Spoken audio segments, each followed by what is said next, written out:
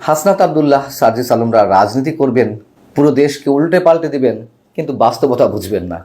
রোগের সঠিক ডায়াগনোসিস করবেন না, রোগ সম্পর্কে উদাসীন থাকবেন, আবার রোগ থেকে মুক্তি পেতে চাইবেন, তা তো আর হতে পারে না। তারা রাজনীতি করবে কিন্তু ফ্যান্টাসিতে ভুগবেন।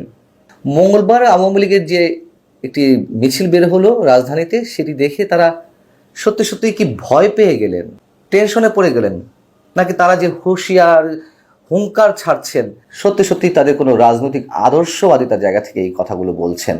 তাদের রাজনৈতিক আদর্শ কি, সেটাই তো আমরা বুঝতে পারছি না।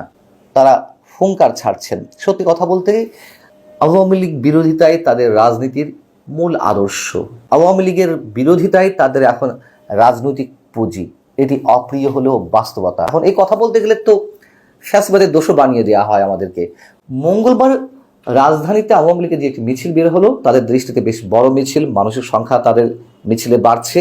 তারা সেটিতে যে প্রতিক্রিয়া জানিয়েছে, বিশেষ করে হাসনাত আব্দুল্লাহ তার ফেসবুক পেজে, খুবই হাস্যকর, স্রেফ হাস্যকর মনে হয়েছে। আওয়ামী লীগের বিরুদ্ধে হাজারো অভিযোগ অবশ্যই মানুষের রয়েছে।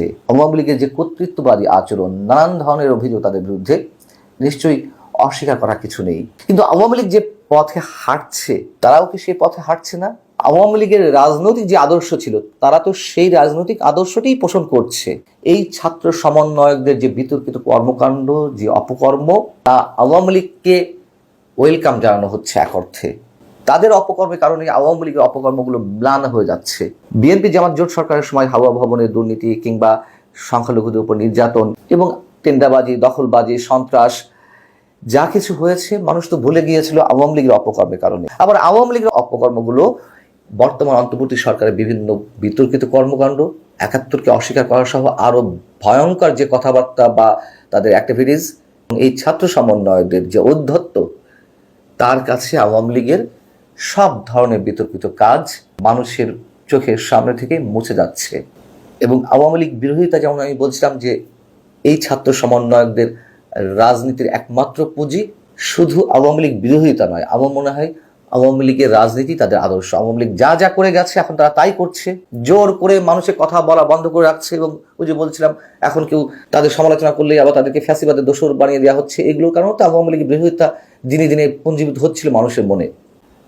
মানে কিসের ভয় দেখাচ্ছেন তিনি? এটা রাজনীতি, এটা গণতন্ত্র, এটা ২৪শে চেতনা। ২৪শে চেতনা কি ছিল? বরং ২৪শে চেতনায় যে মানুষগুলো রক্ত দিয়েছে, তাদের রক্তের সাথে বেইমানি করা হচ্ছে। এই ছাত্র সমন্বয়ক বা সরকার বেইমানি করছেন। ২৪শে চেতনা কি ছিল? শুধুমাত্র তো গণতান্ত্রিক আকাঙ্ক্ষা, একটা স্বৈরাচারী সরকারের পতন ঘটিয়ে মানুষ যাতে ভোট দিতে পারে, ভোটের মাধ্যমে নতুন নির্বাচিত সরকারের অধীন দেশ পরিচালিত হতে পারে, মানুষের ভোটাধিকারটা ফিরে আসে। এই তো, এর বাইরে আর কি ছিল? এখন যে লম্বা লম্বা কথা বলা হচ্ছে, এগুলো আমরা দীর্ঘদিন ধরে বলছি, তারপরেও বলতে হচ্ছে, মনে করিয়ে দিতে হচ্ছে তারা যা শুরু করেছে দিনের পর দিন। বরং এই ছাত্র সমন্বয়কদের উপরে, এই যে ছাত্র নেতাদের উপরে মানুষ অতিষ্ঠ, মানুষ বিরক্ত।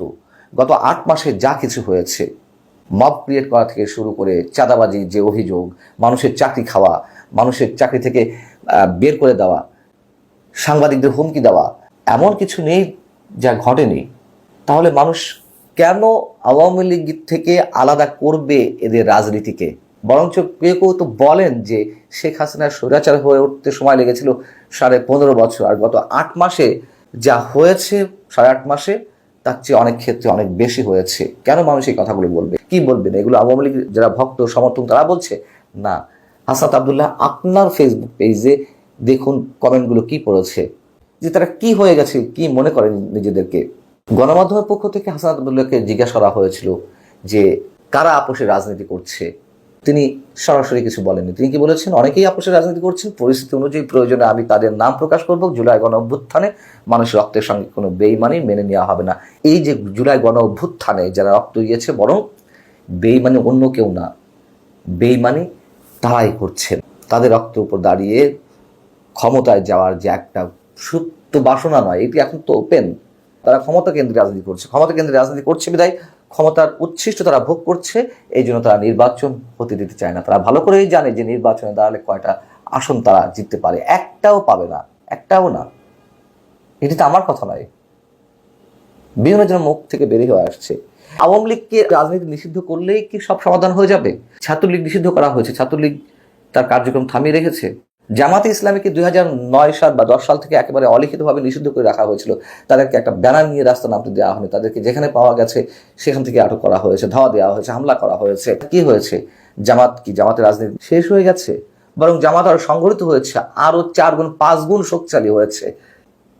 আওয়ামী লীগ নিষিদ্ধ করলে তারা এরকম রাজনীতি করবে না, এরকম অ্যাক্টিভিটিস চালাবে না? এত সহজ?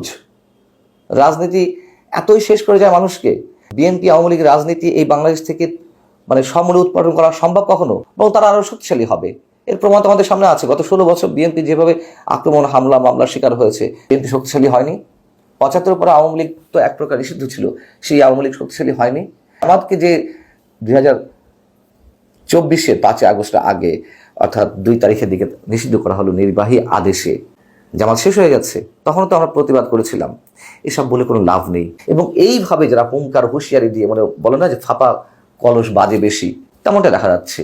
এগুলো বেশি দিন টেকে না। এবং আপনাদের রাজনীতি কতদিন থাকবে সেটা নিয়েও মানুষ এর মধ্যে ফোরকাস্ট করা শুরু করে দিয়েছে।